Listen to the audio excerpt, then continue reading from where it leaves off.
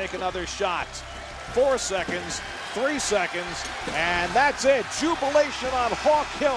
For the second time in 3 years, St. Joseph's is the Atlantic 10 champion. This is After Hours with Amy Lawrence. It's that one night of the year where I will make predictions. You know, it's against my house rules. I typically don't make predictions. They're just guesses anyway, but the March Madness, Field of 68, the bracket, that's all right. That's something the entire country gets involved in. It's After Hours with Amy Lawrence. Right after the selection show, I had a chance to catch up with longtime coach Phil Martelli of the St. Joe's Hawks. And I started out by asking him what it was like to be with his team on this day, this awesome atmosphere of winning the conference championship and then waiting for St. Joe's to show up on Selection Sunday. Well, not only with the players, but with their families that have loved them. I think a lot of people like you when you win. And a lot of people leave you when you lose. And your family should love you all the time, based on whether you win or lose a game. So we were able to share this moment on the court.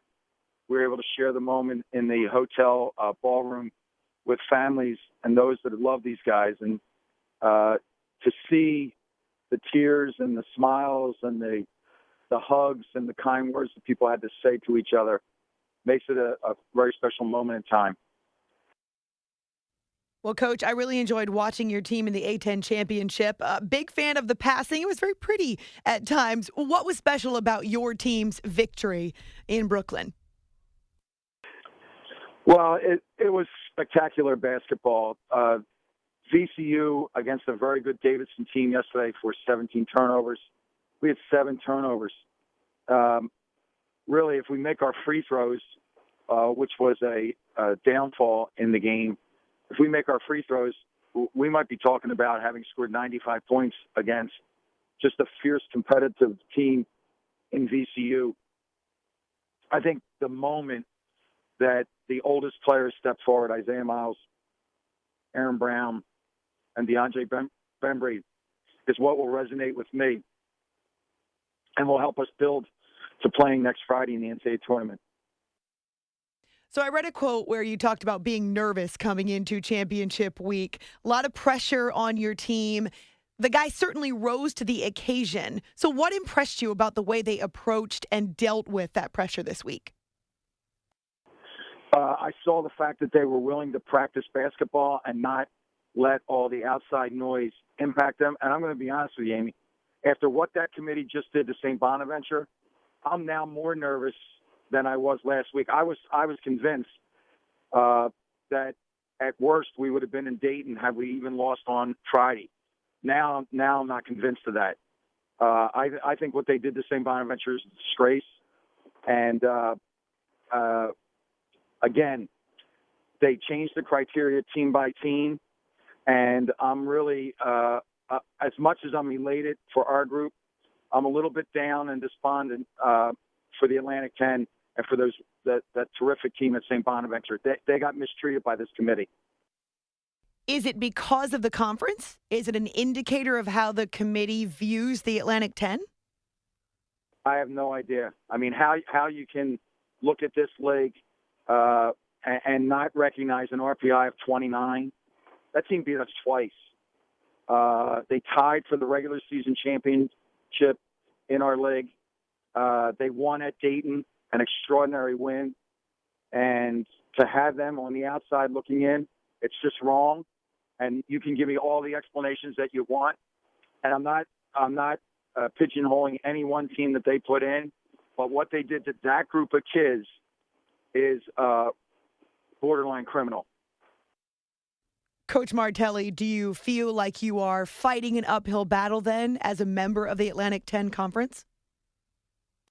Well, I don't think there's any question about that. I mean, well, if they hijacked this tournament last year and made it about the Power Five, I haven't looked at it closely enough this year to say, like, Power Five got an advantage.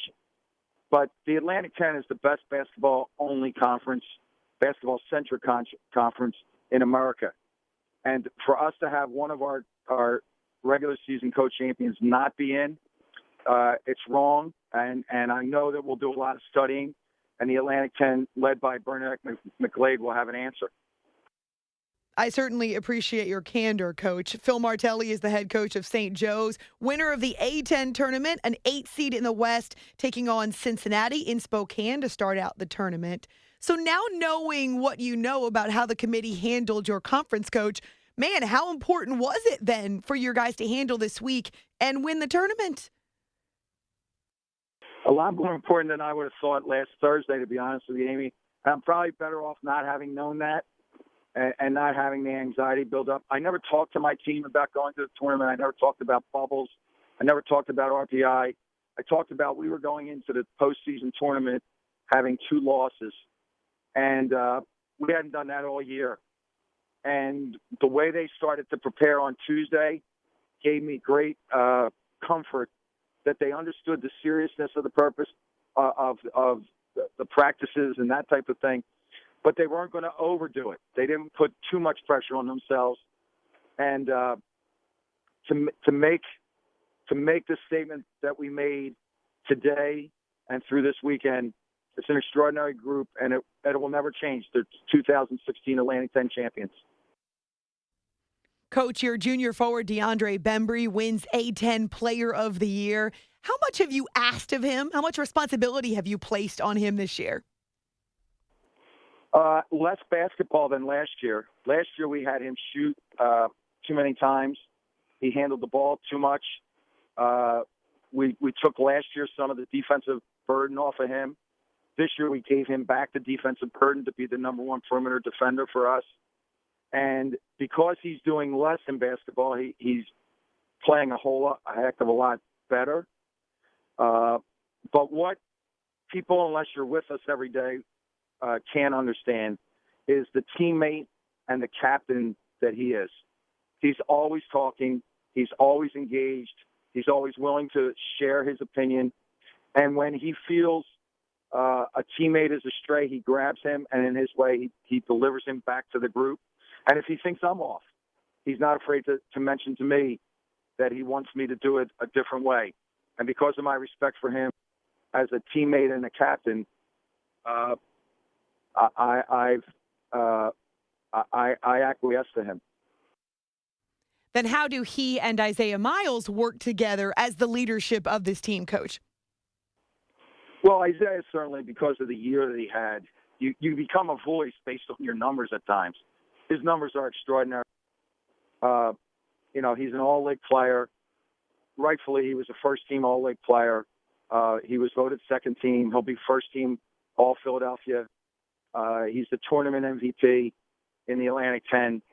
And he has become a difficult matchup because he's smaller, playing against bigger players. We've been able to take advantage of that. We're not the biggest team, but when we have rebounding like we get from Isaiah and like we get from DeAndre, we're able to match up with some bigger teams. So Isaiah is a tribute to his family and the way he's been raised and the seriousness that he took in what it means to be a senior on a college basketball team. They are certainly quite a duo. Coach Phil Martelli of St. Joe's, the number 8 seed in the West, will take on the Cincinnati Bearcats in that first-round game. We know physical style of play for Cincinnati. Obviously, a lot of prep to do, a lot of preparing for the Bearcats specifically. But because you've been here before, Coach, what is this week like? What do you get ready for? When do you hit the road? We don't have that answer yet. We were told that all travel arrangements will be announced tomorrow morning. My guess is we'll leave sometime Wednesday, so we'll take off tomorrow. We're back in school, so everybody's delighted that they're going to be able to go back to class and connect with their professors, I'm sure. They've been just bugging me about getting back to campus so that they can get the rest and get to all their classes tomorrow. Tuesday, we will practice in the afternoon, probably be able to go to class most of the day Tuesday. If we travel Wednesday, we're going to practice in Philadelphia Wednesday and then travel to Spokane. We'll go out there for the public shoot-around, the press conferences, and another practice on Thursday. And we'll be able to get some rest, seeing as we don't play until 7 o'clock on Friday night. I'm sure the kids really appreciate your commitment to their academics and them attending every last class, Coach.